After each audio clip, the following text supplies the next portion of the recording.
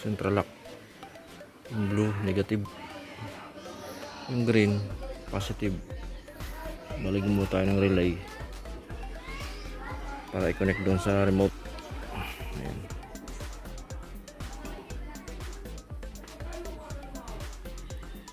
Yung 30 at 85 positive,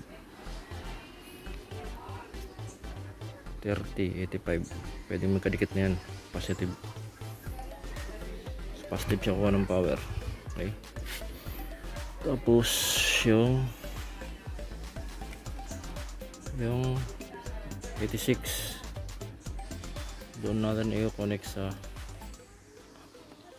gray ng alarm, kulay gray. Yan, pwede sa pink, pwede sa gray.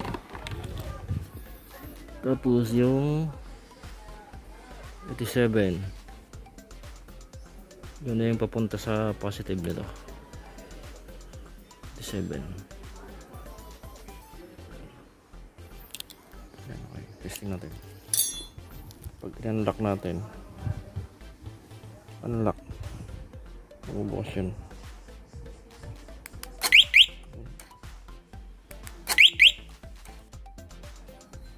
Okay, tapos sabay mag-open.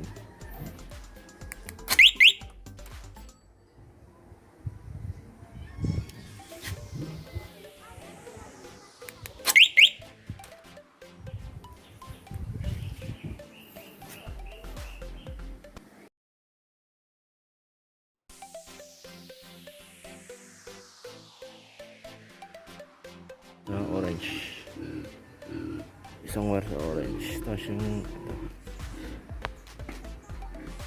isa punta dun sa positive.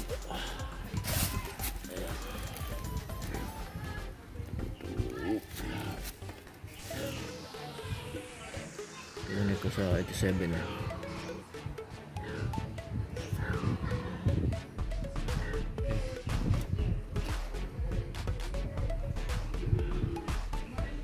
Papunta yan doon sa